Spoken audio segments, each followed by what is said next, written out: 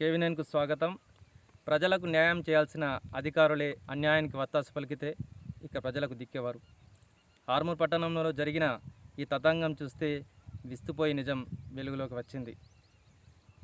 పట్టణం శివారులోని survey number 1220లో ఈ 11 ఎకరాల 9 గుంటల స్థలం 2010లో ఎకరానికి సుమారు 3 లక్షలకు ఆర్మూర్ డంపింగ్ యార్డుకు కన్సెంట్ ఇవ్వగా, అట్టి భూమిని 2012లో ఒక రెవెన్యూ అధికారి రియల్టర్లకు అనుకూలంగా పక్కనున్న 1219 సర్వే నంబర్లోని 9 ఎకరాల 35 గుంటల భూమిని సర్వే నంబర్లకు తారుమారు చేసి కోర్టు విలువ చేసే భూమిని రియల్టర్లకు కట్టబెట్టారు.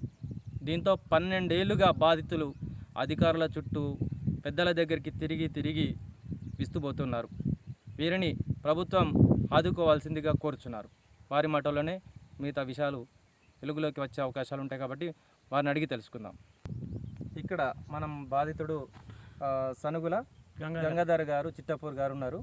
ఇది 2006లో ఈ స్థలాన్ని తాను కొనుగోలు చేశారు. కానీ అధికారులు 2012లో ఈ జరిగిన అన్యాయం తెలిసి కూడా అన్యాయం చేస్తే ఎలా బాధపడుతున్నాడో, దానికి 12 ఏళ్ళుగా ఎలా కష్టపడుతున్నాడో ఆయన మాటల్లో విన్నాం. ఒకసారి చెప్పండి గంగాధర్ గారు, మీరు జరిగిన అన్యాయం ఏంటి? నేను 2006లో ఆల్రెడీ భూమి కొనుగోలు చేసినాను.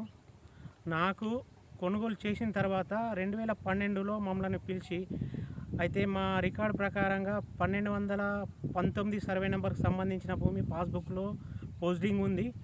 ఆల్రెడీ 1216/6లో 1 ఎకరం 5 గుంటలు ఉంది. టోటల్గా 10 ఎకరాల 20 గుంటలు భూమి ఉంది. ఈ భూమిని 2012లో మమ్మల్ని పిలిపించి ఈ రికార్డు చేంజ్ చేసుకుందామని చెప్పేసి, మీ హద్దులో మీరు ఉండాలా, మా హద్దులో మేము ఉందామని చెప్పేసి అన్నారు.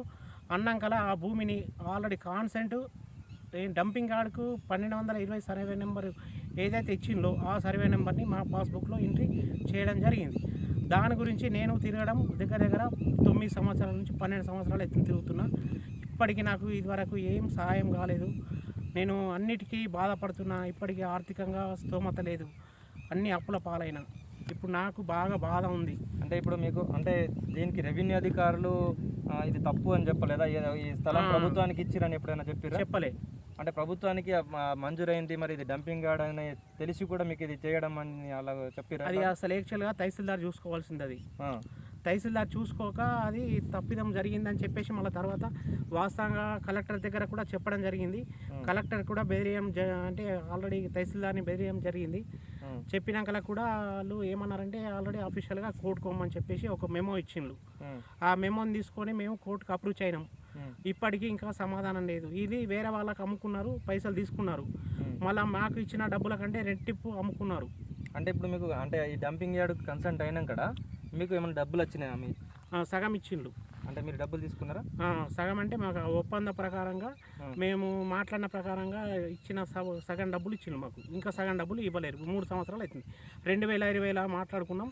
2020 నుంచి ఇది వరకు డబ్బులు రావాలి. అంటే మీకు ప్రభుత్వం ద్వారా వచ్చిందా? మధ్యలో మీడియేటరే. అంటే ప్రభుత్వం నుంచి అది మంజూరైందని తెలిసి కూడా మధ్యలో మీడియేటర్లు అంటే పేదరికంలో మగ్గుతున్న ఇతన్ని కేవలం తప్పుదో పట్టించి ఆ భూమిని తమ మీదకుంటే ఇది డంపింగ్ యార్డ్కి వెళ్తుంది కాబట్టి అప్పుడు మేము నష్టపోతాం కాబట్టి పక్కనున్న అతనికి నచ్చ చెప్తే గనక ఇది అతి మార్పు చేర్పులు జరిగితే మాకు లాభం వస్తుందన్న తలంపుతోని అధికారిని కూడా తప్పుదోవ పట్టించి రియల్ ఎస్టేట్ బిజినెస్ వ్యాపారదారులు ఈ స్థలాన్ని ఇతనికి మార్చి ఇతనికి ఎవరు తెలియకపోవడం వల్ల ఈ తప్పిదాన్ని కప్పిపుచ్చడానికి ప్రయత్నం చేశారు. కానీ తనకు రావాల్సిన డబ్బులు కొరకు తిరిగేసరికి ఈ పూర్తి వివరాలు బయటపడడంతో తిరిగినా కూడా ఆయనకు ప్రభుత్వం స్పందించలేదు.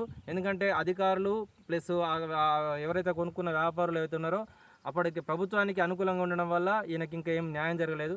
నూతన ప్రభుత్వం ఎట్టి పరిస్థితుల్లో తనకు న్యాయం చేస్తుందన్న సంకల్పంతో ఉన్నాడు. ప్రభుత్వ అధికారులు స్పందించాలి. ఇతనికి న్యాయం చేసేందుకు తొందరగా స్పందించాలని సంబంధించిన డంపింగ్ యార్డ్ భూమిని, నాకు పక్కనున్న భూమిని, ఇక్కడ ఉన్న భూమి నాది, అక్కడున్నది 1219 సర్వే నెంబరు. ఆ భూమిలో నన్ను అందులో 1220ని నన్ను ఇరికించిండ్రు. 2006 సంవత్సరంలో మంచి భూమి ఉంది, భవిష్యత్తులో మంచి డిమాండ్ ఉంటుందని కొనమని చెప్తే ఇంట్లో బంగారము అప్పు చేసి భూమి కొన్నాము.